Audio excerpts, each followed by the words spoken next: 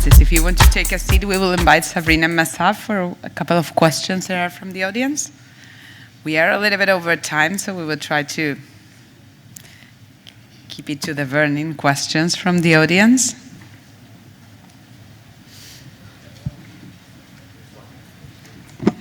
Peter? Yeah. Thank you to all of the speakers, and so much to learn from it. I've got a question specifically for Sabrina. What you said overlaps with what Torsten said yesterday, which is that our tools need to have outputs that we standardize in a standardized way. You're talking about capturing the genomic data, and I think you might not mean capturing the genomic data. I think you might mean capturing the results of the genomic analyses, right? What do you see as the key results that we need to capture? Because I think we can, and then what databases, where do you think they should go in terms of being able to reuse this data within our public health programs?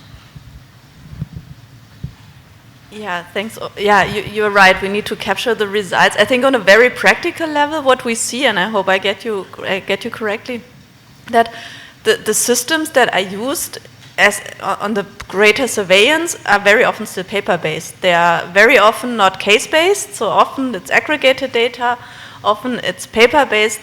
So getting this into a digitalized form and making sure you can link the cases. So it's really, in my experience, it's really a matter of communication and getting really the basic results, and then obviously, again, what you said, translating that and making sure the data can be used on further. But right now, at least in most of the countries we are working with, there's not even a possibility to link what's captured in the surveillance system, in the normal surveillance systems, with the lab data. So it's very basic still at some instances. I mean, it's it varies across countries and across institutions, but we are talking really basic.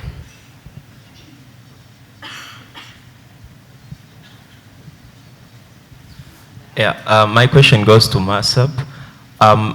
Talking about integration of sequence data into DHIS2, how do you see this feasibility, given that sometimes sequence data can be very ambiguous and storage can get complicated for systems like maybe DHIS2?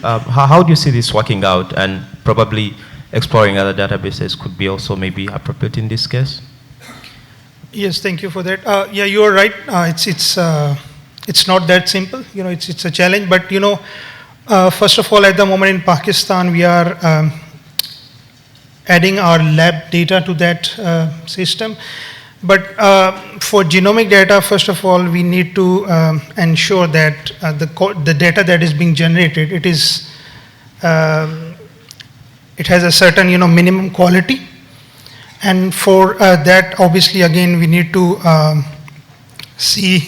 we need to develop standards for lab protocols, and then for the bioinformatic analysis.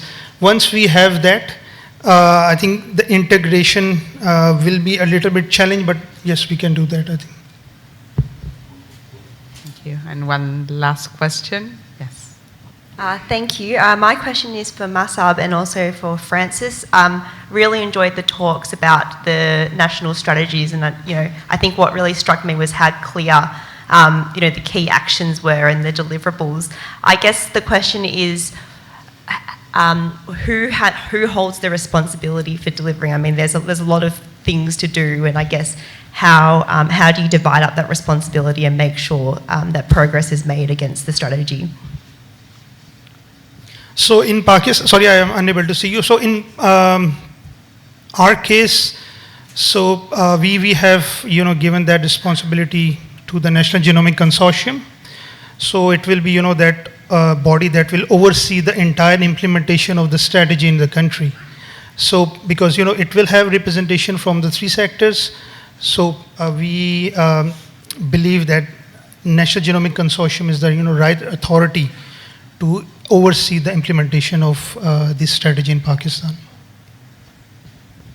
Yeah, thank you very much. So for us, for the member states, mainly like you have said, the National Genomics Consortium, they are very, very key in terms of coordination, governance, and leadership.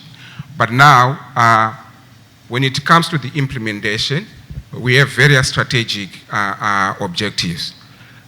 Like, for example, if you are talking of workforce development, yes, we need the National Genomic Consortium, but the academia also, they also have to be responsible. But when you're talking of supply chain, we also need other ministries responsible, customs as a key, as stakeholders. The same applies with financing. So it's just that countries, they sit and then see who will be responsible and for what. And there's also an M&E framework which the countries has also developed. Thank you. Thank you very much for the three speakers, and thank you for your talks and everyone from your questions.